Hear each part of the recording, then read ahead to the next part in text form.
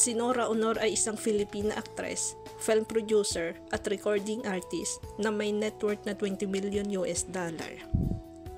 Si Nora Honor, isinilang na Nora Cabaltera Villamayor, ay lumitaw mula sa mababang simula upang maging isa sa mga pinakatanyag na ikon ng kultura ng Pilipinas. Mula sa pagtitinda ng tubig sa istasyon ng tren noong bata pa hanggang sa maging artista at tinawag na superstar ng Philippine cinema. Ang kanyang pambihirang 7 dekada na karera ay sumasaklaw sa pag-arte, pag-awit at paggawa. Sa mahigit 180 pelikula at mahigit 200 kanta sa kanyang kredito, binago ni Honor ang kanyang sarili mula sa sikat na mga awit tungo sa isang kakilakilabot na dramatikong artista. Nagtrabaho kasama ang mga kinikilalang direktor at nakakuha ng maraming prestihiyosong parangal sa bansa at internasyonal. Isa siyang pinakaunang aktres na nanalo ng mga internasyonal na parangal sa pag-arte sa mga pangunahing festival ng pelikula, kabilang ang Cairo International Film Festival noong 1995 para sa The Flor Contemplation Story at nakakuha ng pagkilala sa mga seminal na gawa tulad ng 3 Taong Walang Diyos noong 1976, Himulan noong 1982 at Taiwan noong 2012.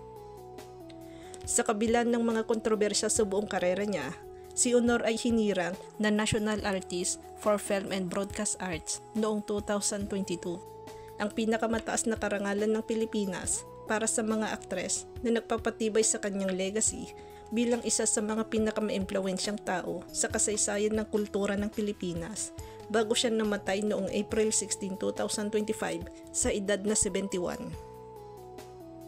Ipinanganak sa San Francisco, Iriga, Camarines Sur Province noong May 21, 1953. Si Nora ay pang-apat sa 5 anak ni na Antonia Cabaltera at Eustacio Villamayor. Ang kanyang maagang buhay ay minarkahan ng matinding kahirapan. Ang kanyang pamilya ay nakatira sa isang nipa house na may isang gasera lamang para sa ilaw at madalas siyang nakayapak sa paaralan.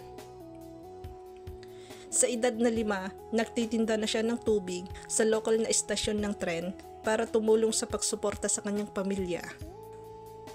Ang pagpasok ni Honor sa entertainment world ay sa pamamagitan ng pagkanta. Noong 1967, naging grand champion siya ng Darigold Jamboree Singing Contest at kinatawan ang kanyang probinsya sa tawag ng tanghalan Grand National Finals, isang sikat na nationwide talent competition.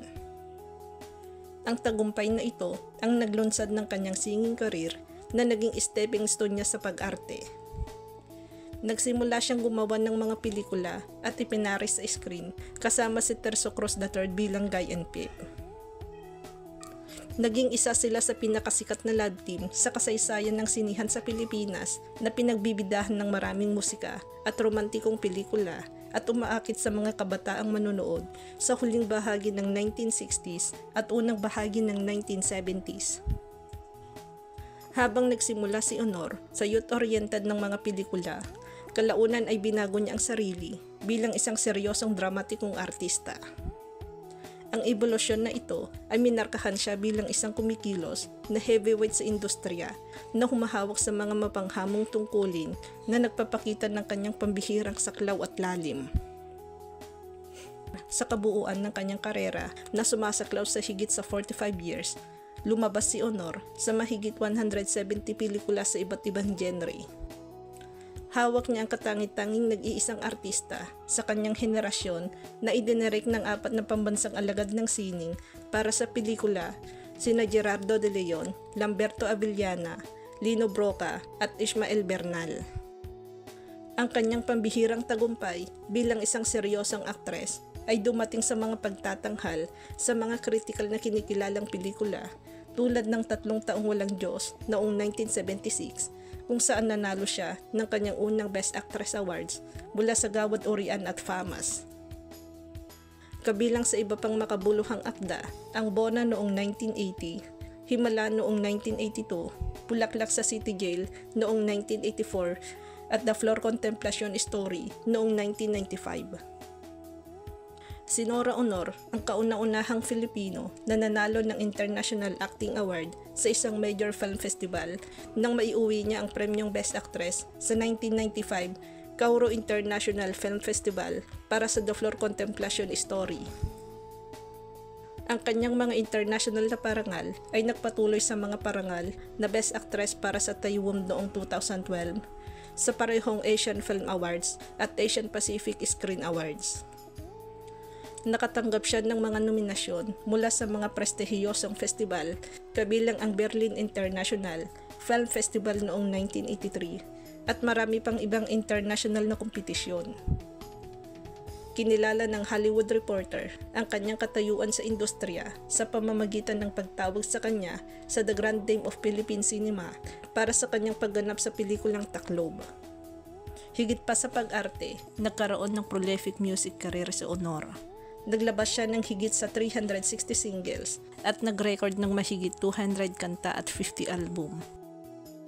30 sa kanyang mga single ang nakakuha ng gold status at ang kanyang cover na Pearly Shells noong 1971 ay itinuturing na isa sa pinakamabentang single sa kasaysayan ng musika sa Pilipinas na may tinatayang benta ng 1 milyon unit.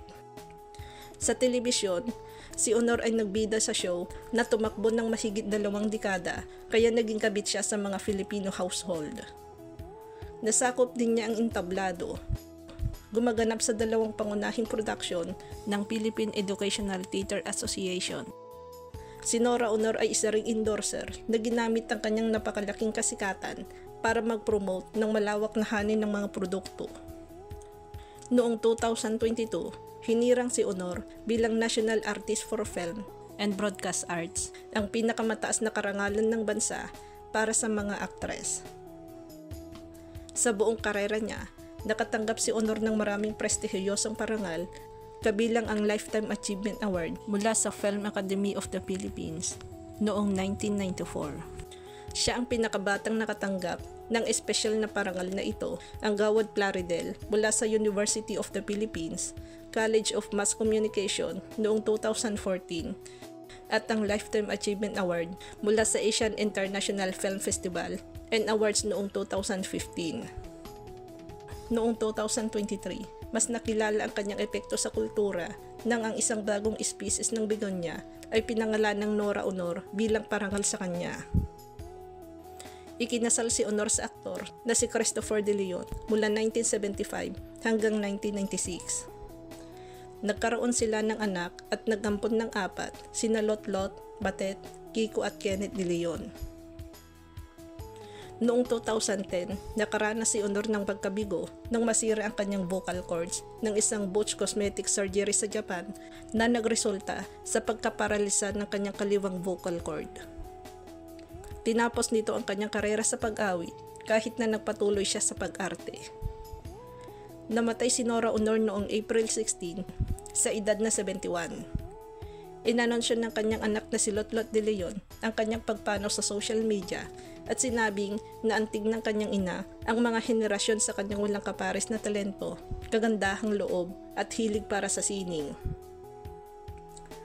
Ang kanyang boses, presensya at kasiningan ay humubog ng isang pamana na hinding-hindi kukupas. Si Honor ay malawak na itinuturing na isa sa mga pinakadakilang artistang Pilipino sa lahat ng panahon. Dahil sa kanyang pagbangon mula sa kahirapan tungo sa pagiging superstar, naging malapit siya sa mga ordinaryong Pilipino na nagkamit sa kanyang titulong superstar at ang katayuan ng pagiging People's National Artist bago pa man siya opisyal na makilala. Isa siya sa 2 Asian actresses kasama ang China's Gong Li na itinampok ng HBO sa isang dokumentaryo tungkol sa pinakadakilang artista sa mundo noong 1997 na itinatampok ang kanyang international stature. Ang mga pagtatanghal ni Honor ay patuloy na nagtutulak ng mga hangganan sa sinihan sa Pilipinas, pagharap sa mga komplikadong isyu sa lipunan at pagpapakita ng mga karakter na may kahangahangang lalim at pagiging tunay.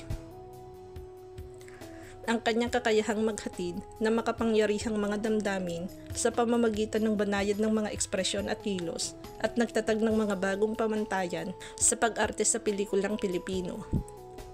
Ang kanyang pagpanaw ay minarkahan ng pagtatapos ng isang panahon sa Philippine entertainment. Ngunit ang kanyang pangunguna sa trabaho bilang isang artista, mang-aawit at icon ng kultura ay tumitiyak na ang kanyang impluwensya ay patuloy na madarama sa mga susunod na henerasyon.